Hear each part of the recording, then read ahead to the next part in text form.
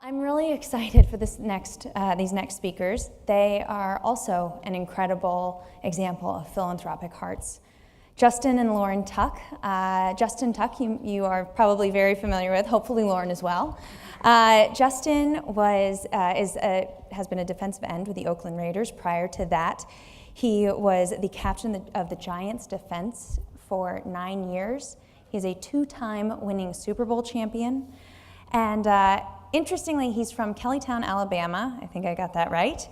Which is now called Tuckville, because out of the 250 people there, I think it's more than 150 are his family. And what's really neat is that as Justin and Lauran have seen this incredible success, they haven't forgotten their roots. They launched R.U.S.H for Literacy, which began in Justin's hometown and is now expanded, and it really is seeking to combat illiteracy in our students. Because one of the greatest ways to empower curiosity is through reading, through opening people's eyes to new worlds. And Justin and Lauran are doing some incredible work in that area. So, come on up.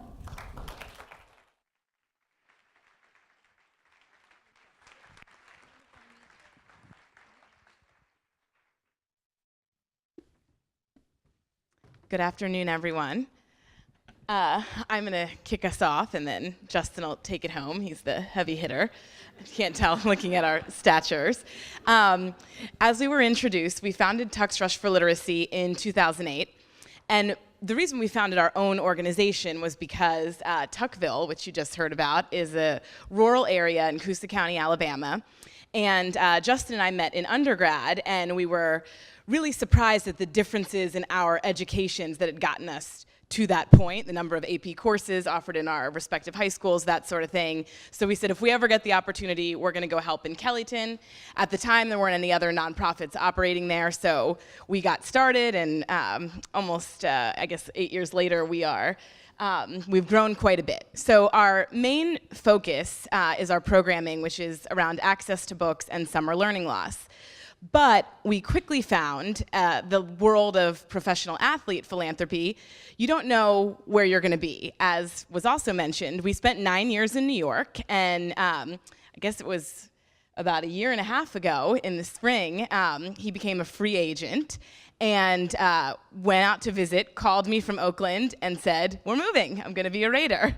So as exciting as that was, it was also really intimidating because I thought we've been working with schools now in New York, New Jersey, and Alabama. What are we gonna do when we come to the West Coast? And it was actually rather fortuitous in that you may be aware, Super Bowl 50 is gonna be hosted here in a few short months. And yeah, hopefully the Raiders will be playing in that.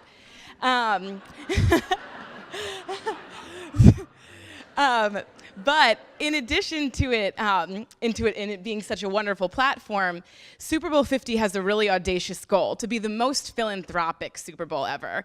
And that's something that I could really get on board with. So, and quite literally, I joined the board of the 50 Fund, which is a really innovative organization. This is the first time the Super Bowl host committee has ever formed a philanthropic legacy fund.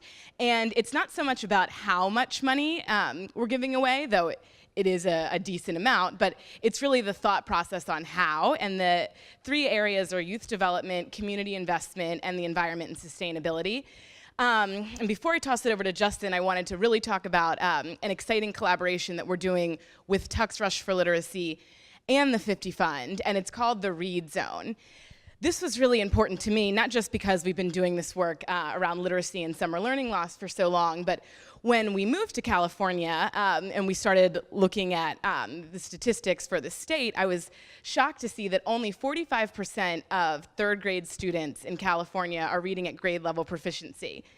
And this is problematic. Why is 3rd grade the magic number? Well, because up until 3rd grade, you learn to read. After that, you read to learn. So like we just heard from Hannah, who is absolutely incredible, we're going to lose out on next generation of scientists or mathematicians or whatever whatever occupation it may be, if we don't get the reading comprehension right. So we really invested in a 16-month program. It started last summer. It's going through summer 2016, and working with organizations like Jumpstart, Myon, Imagination Library, the California Public Library Association. It's been a very collaborative effort, and what I'm going to pass it over to Justin to say, and what I think is also innovative about it, is using his platform. We've seen personally as a family what winning a Super Bowl can do and how much attention that moment brings. So to be able to, for example, have him shoot a PSA and educate parents. There's another stat, and this one I don't remember exactly. Low-income children hear as many as 30 million fewer words than their affluent peers. So to have a PSA where we say, read, talk, sing, expose your children to more vocabulary, there's a lot of power in that as well. So without further ado, I'm going to kick it off to my husband.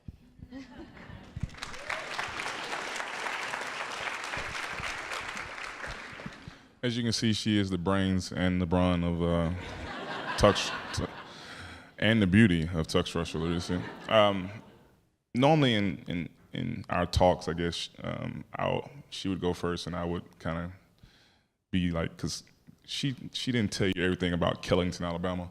Kellington, Alabama, they recognize it as Kellington still, but she was right. 11 houses in a row of just Tucks on one street.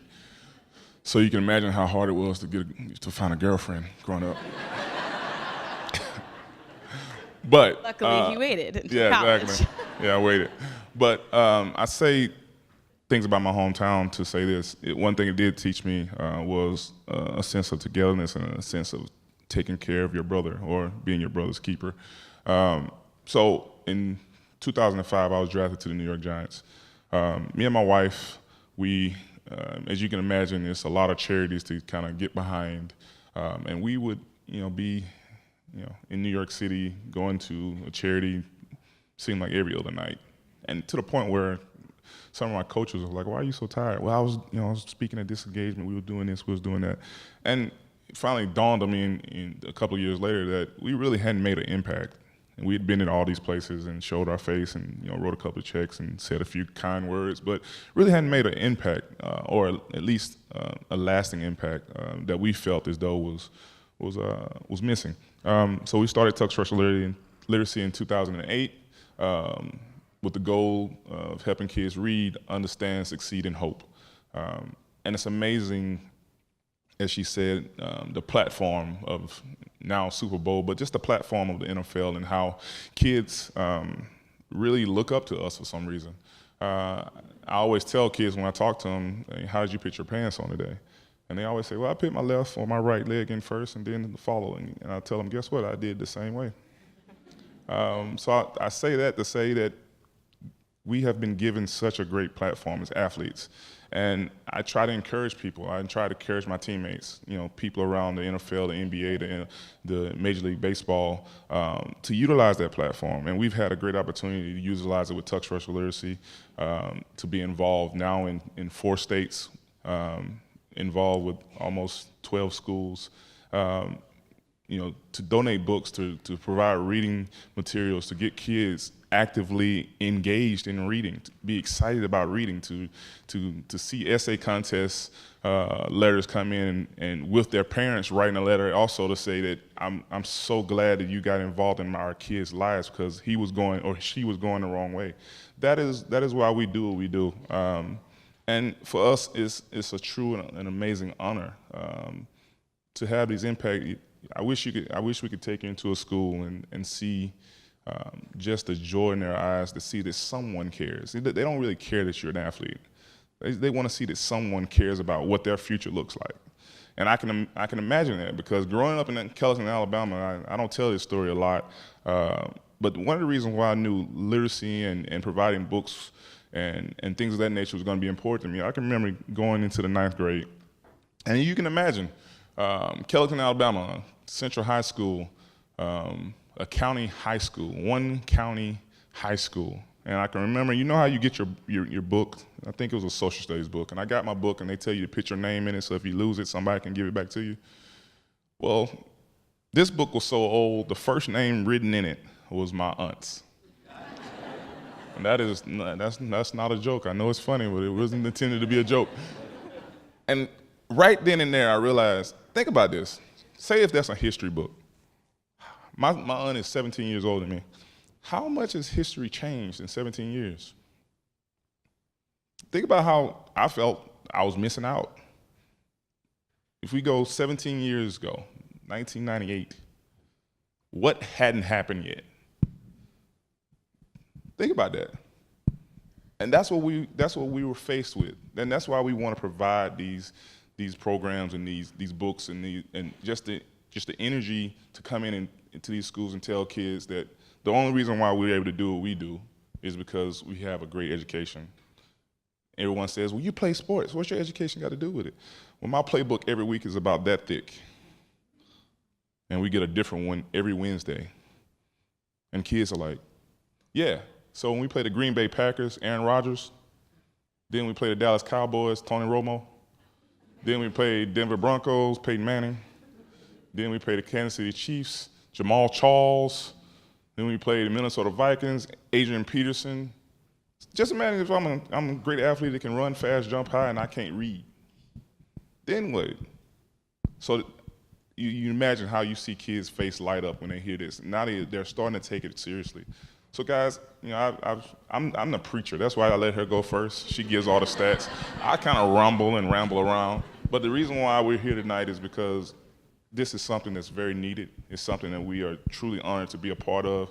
And we're also very proud of the platform that will be Super Bowl 50, and it will be the biggest and the most philanthropic Super Bowl, because something about the Bay Area, but you guys are pretty special in your own right. And that's coming for a guy that spent 10 years in New York. Don't tell the New Yorkers I said that.